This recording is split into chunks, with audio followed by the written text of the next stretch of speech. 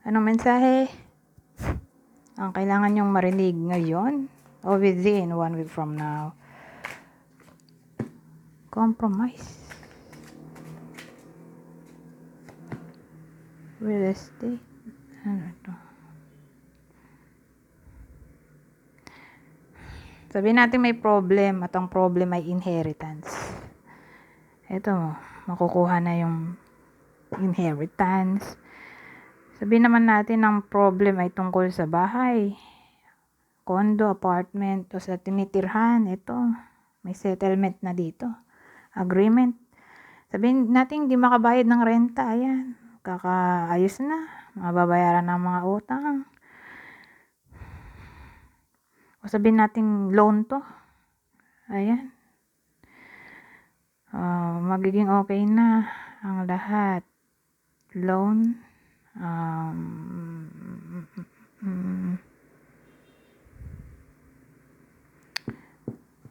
May something na nag-cause ng delay sa pinapagawang building, business. Ito, may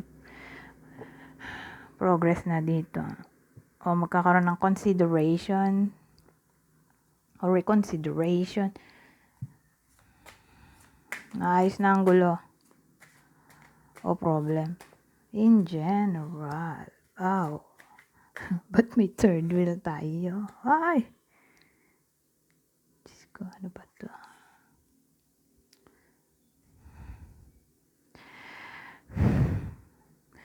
Third party situation to. Nakatali na yung isa sa iba. Committed na siya sa iba. My goodness. Literal na third party situation to. Beware. Either partner mo to, ikaw, o someone na kakilala mo. Ito nga, mapapasok sa third party situation. Kasi third wheel, more like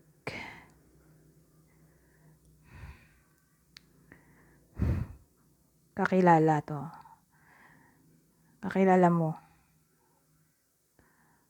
Parang, yung iba pinagkakatiwalaan nila to. Third wheel. Sabihin natin, friend nito, ito, o friend mo to. Parang kilala ng iba sa inyo yung third party. Pero in general na lang, third party situation to. Kasi may tali tayo. Natali ni lalaki nga siguro yung maglolo ko eh. Sabagay, lalaki din naman to. Hawak yung kamay ng isang babae. Lalaki siguro yung maglolo ko dito. Beware. Lalo na kung lalaki ka. Pero in general na kasi to eh, genderless. Sabihin na lang natin sino yung kailangan mag-ingat. Magbibigay ako ng clue. Kunin nyo lang yung clue na sa tingin nyo ay para sa inyo. Ang clue ay pwedeng vice versa, pwedeng sa iyo o sa partner mo. So, sino yung mga dapat mag-ingat? W.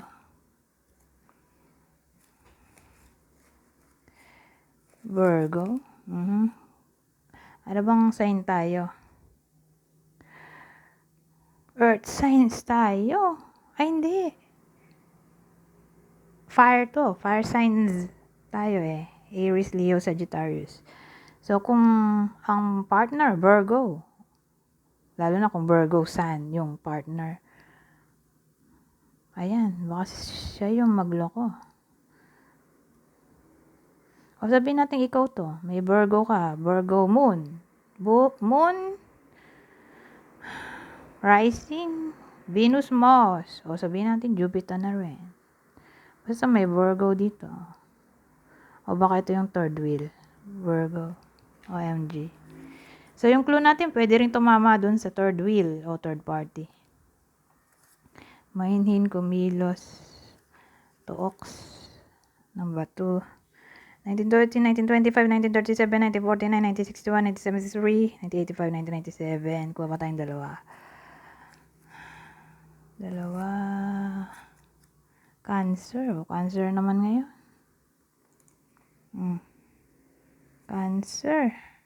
So, same explanation dyan sa Virgo. Kuha pa tayo. D. Ito huli. D. May letter D Sa whole name, nickname mo, partner mo. O ng third party. OMG.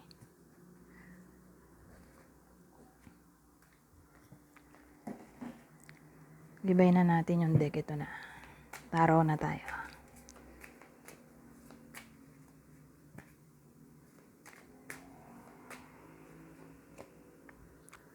Bumaliktad ang Four of Pentacles. Isa lang. Ay, baliktad din to. Page of Pentacles.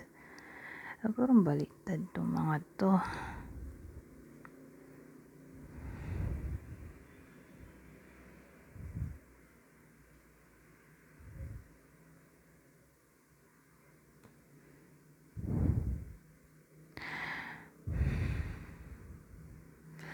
Well,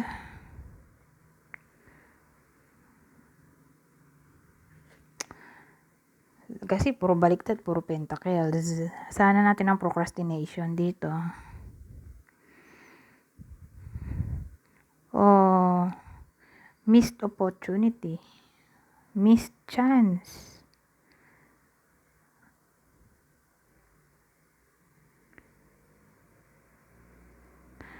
Ano kaya yun? Dahil daw sa pagiging reckless. Ito kasi gusto sumama nito eh. Ano kaya yun? Baliktad din to. Four of Swords.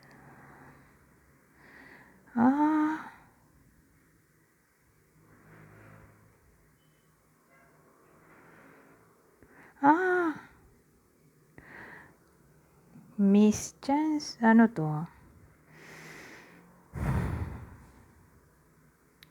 Sa topic ng love.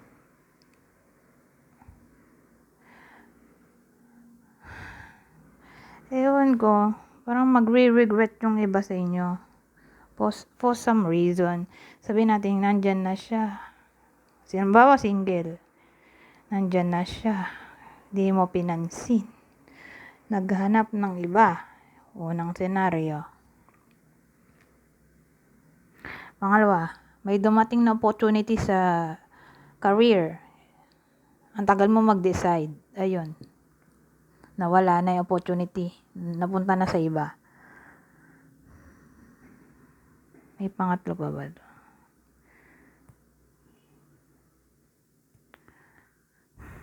Ewan ko, naisip ko, may chance na maka-loan ng malaking halaga. Kaya lang, natakot dahil nga unstable yung income, nawala yung chance na makautang ng malaking halaga. Sabihin natin, sa tagal mag-decide, yung 50,000 naging 9,000 na lang. O yung ganun ba? Ang laki ng binaba, 'di ba? So ganun. May parang regret dito eh. Na maaaring mangyari sa iba sa inyo.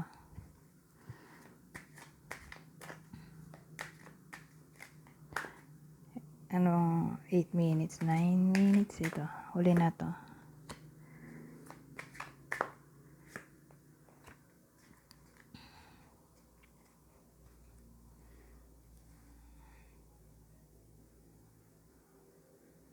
So, meron tayo ditong Queen of Wands at Two of Wands. Pero baliktad to.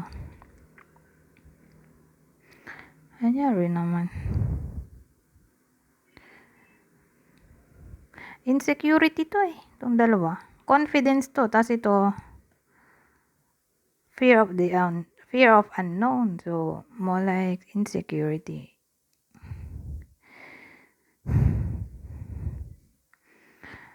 O,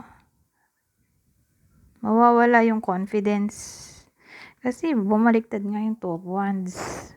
So, sabihin natin confident ka naman talaga. Pero mapanghihinaan ka ng loob. Pero nung dating dito, for some reason, na parang bigla kang tawag dito, nagduda sa kakayahan mo.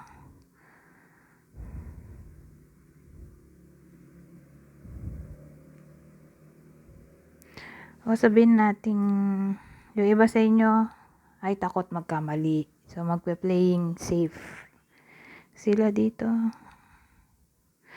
I-avoid ang pag-take risk. Saan kaya yun? Tungkol sa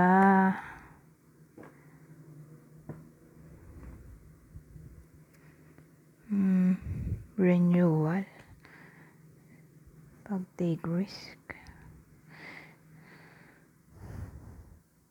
Pakikipagbati sa kung sino man yan. In general na. Renewal kasi to. O hope.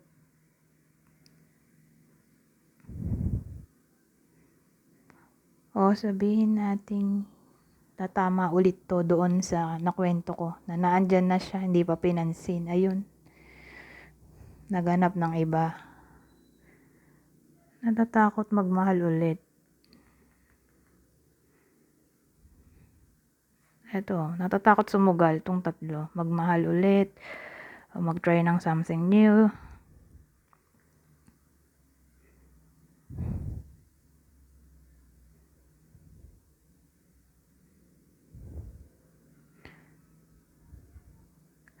O natatakot mag-express ng feelings. O mag-voice out ng thoughts. Due to insecurity.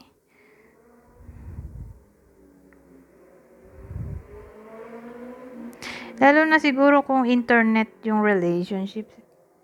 Ganon. Kaya siguro takot. Long distance, pwede rin.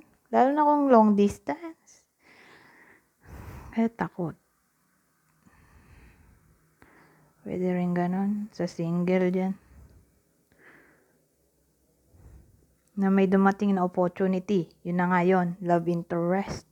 May nagkagusto. Pero taga malayo. Na parang doubt yung iba sa inyo kung mag-work. O natatakot baka lokohin lang. So, yan. Ganyan. Takot sumugal. Takot magkamali. Takot magmahal. Pero more likely, kung ganun yung situation, halimbawa nangyayari na, mukhang magre-regret yung iba sa inyo kasi iiwan sila noon. Bigla na lang sila i-ghost o magkakaroon siya ng bago. Parang magre-regret yung iba sa inyo, sana pala tinake ko na yung opportunity, ganun. Anyways, hanggang dito na lang. Goodbye for now.